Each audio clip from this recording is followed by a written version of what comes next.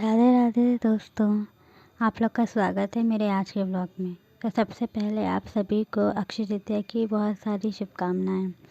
तो जैसा कि आप जानते हैं कि आज अक्षय तृतीया है।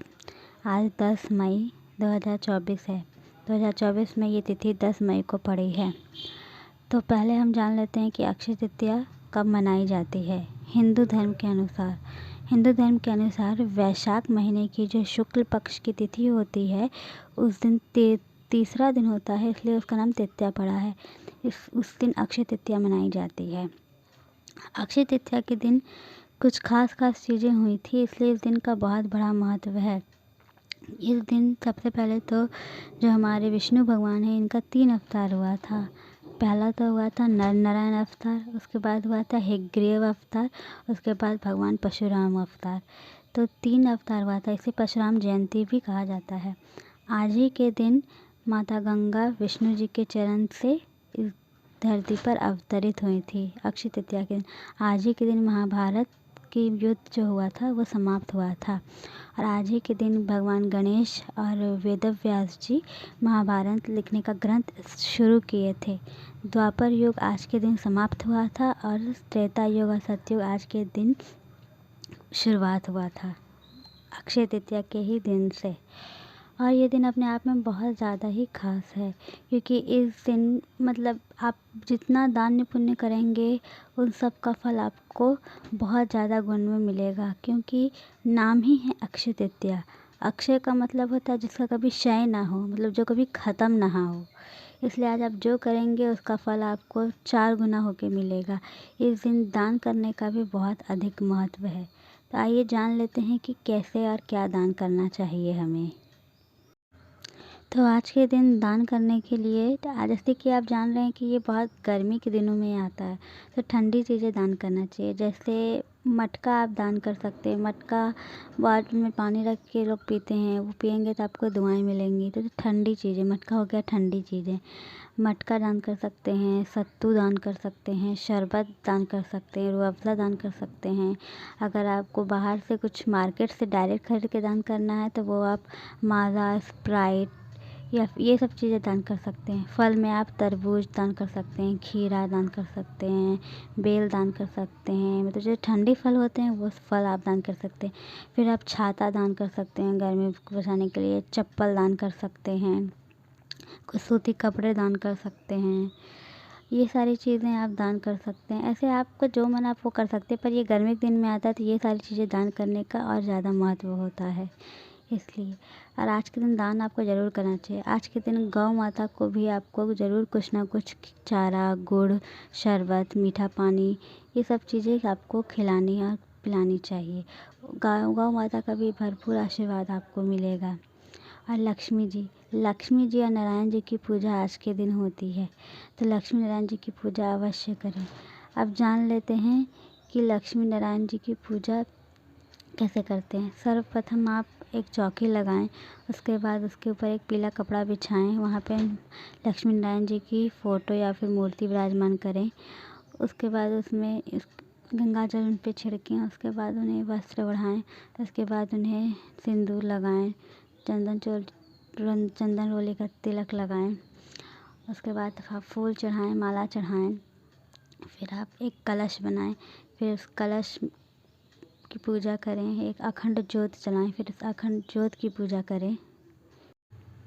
फिर आप वहीं पे आप चांदी का या सोने का सिक्का अगर आपके पास हो तो वो रखें, कुछ धन रखें, कौड़ी रखें, कमलगट्टा रखें, 5 कौड़ी 5 कमलगट्टा रखें, धनिया रखें, हल्दी की 5 गांठें रखें, चावल रखें, चना दाल रखें। ये सारी चीज़ें आप खरीद के भी आज ही के दिन लेके आइए। अगर आपके घर में है तो अच्छी बात है, पर थोड़ा थोड़ा लेके आइए।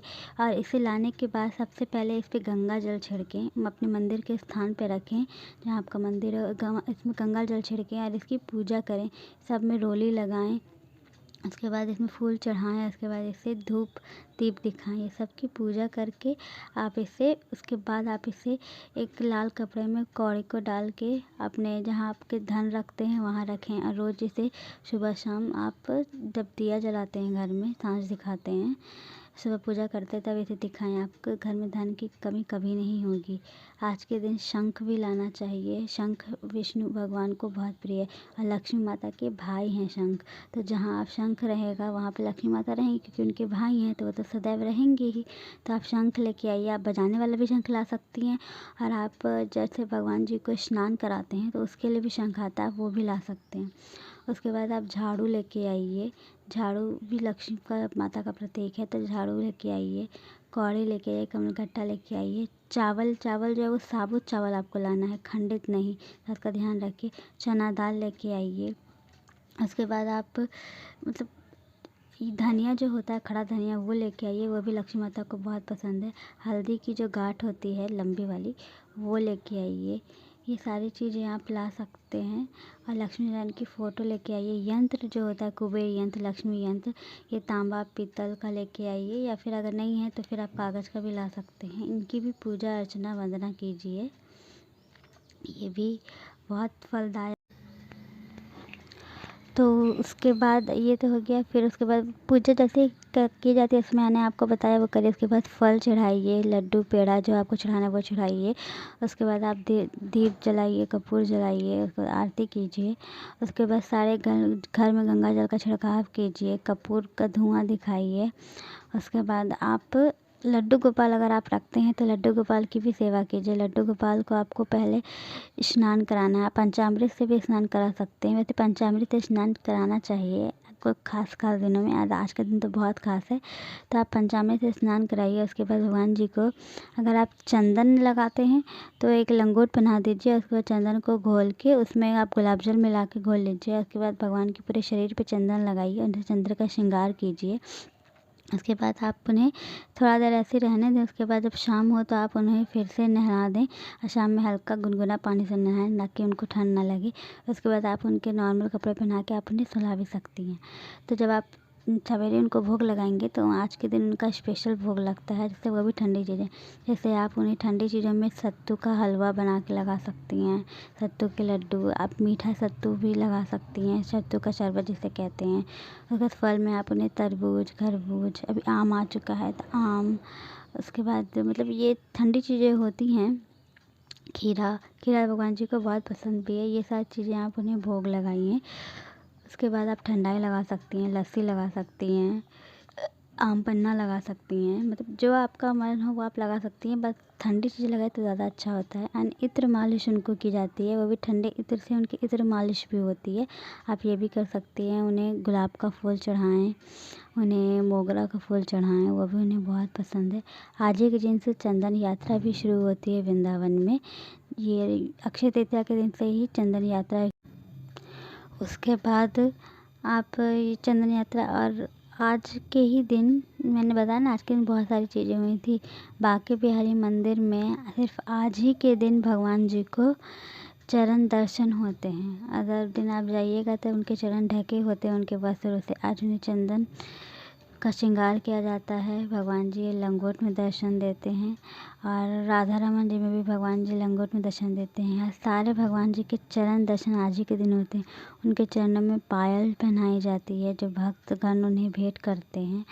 और एक चंदन का लड्डू आप बनाइए, वो भगवान जी को भी चढ़ाइए।